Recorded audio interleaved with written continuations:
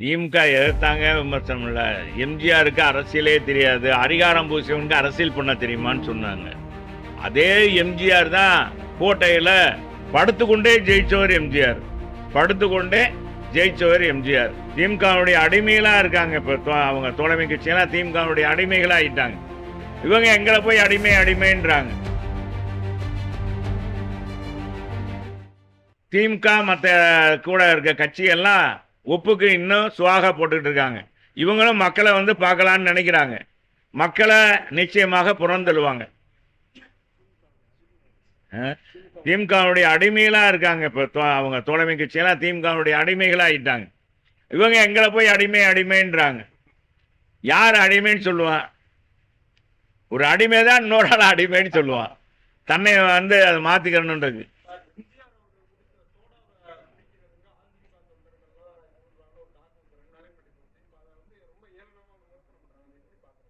யாரு?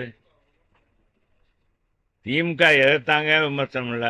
எம்ஜிஆருக்கு அரசியலே தெரியாது. அதிகாரம் பூசியவனுக்கு அரசியல் பண்ண தெரியுமான்னு சொன்னாங்க.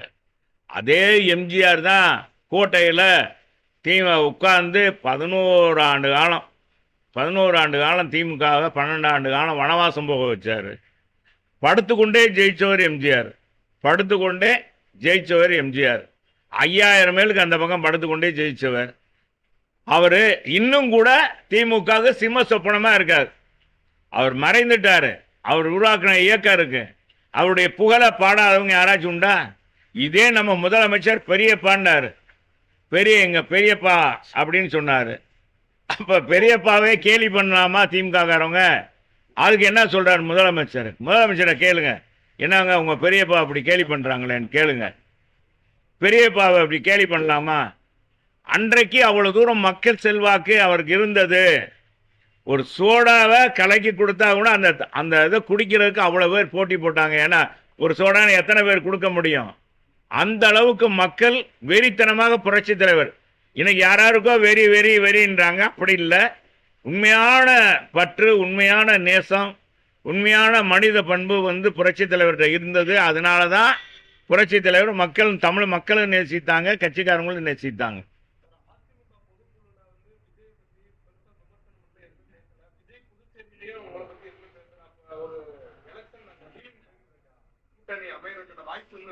நான் கேட்டு சொன்னேன் பொதுச்செயலாளர். ஏன்னா எனக்கு தெரியல. தம்பி சொல்ற புது கான்செப்டா இருக்கு. பொதுச்செயலாளர்கிட்ட கேட்டு தான் சொல்லணும். பொதுச்செயலாளர் தான் பேசணும்.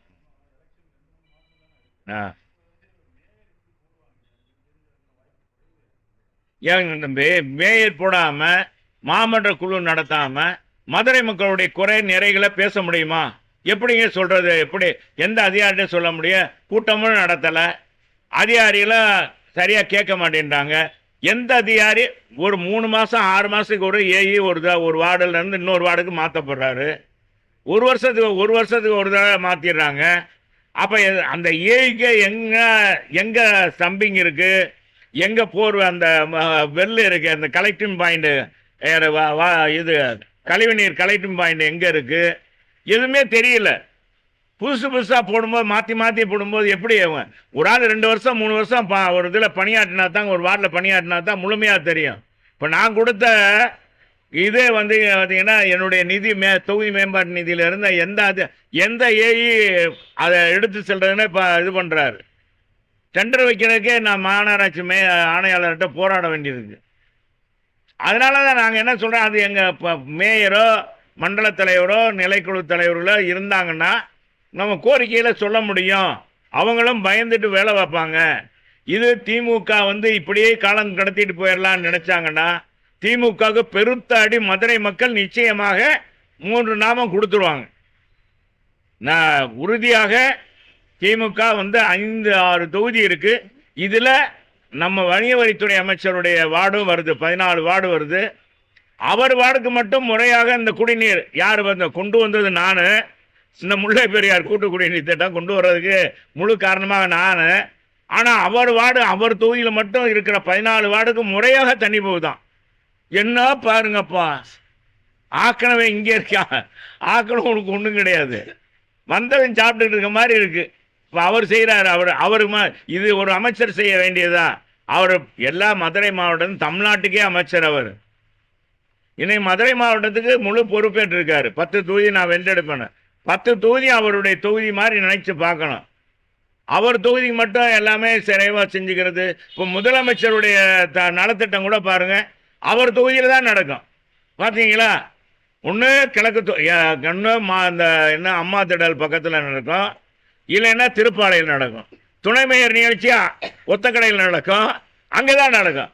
எல்லாமே அவர் தொகுதியில் தான், அவர் தொகுதியில் தான் நடக்கும். ஏன் மற்ற தொகுதியில் நடத்தக்கூடாதா?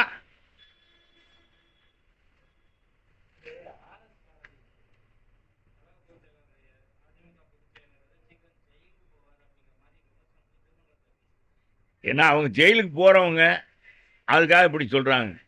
யார் ஜெயிலுக்கு போவாங்கன்றது இப்போ தான் வரிசையாக பட்டியல் போட்டுக்கிட்டே வர்றாங்களே. யார் யார் ஜெயிலுக்கு போக போகிறாங்கன்ற பட்டியலே போட்டுட்டு வராங்க. ஆர்எஸ் பாரதி அமைச்சராக இல்லை, நம்ம தப்பிச்சுக்கலான்னு நினச்சி பேசுகிறார். அவர் எதைத்தான் பேசுகிறார்? அதே ஆர்எஸ் பாரதி பட்டியல மக்களை கேவலமாக பேசினார்.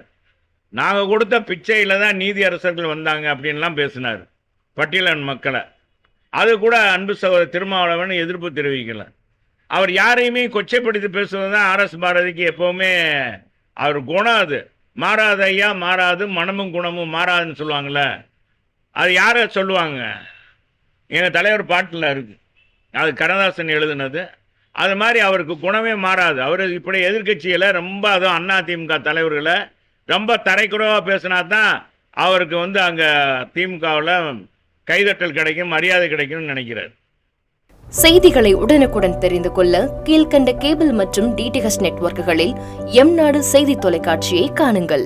பாதகம் செய்பவரை கண்டால் நாம் பயம் கொள்ளலாகாது பாப்பா. மோதி மிதித்து விடு பாப்பா, அவர் முகத்தில் உமிழ்ந்து விடு பாப்பா. அண்மை செய்திகளை உடனுக்குடன் தெரிந்து கொள்ள இணைந்திருங்கள் எம்நாடு தொலைக்காட்சியுடன்.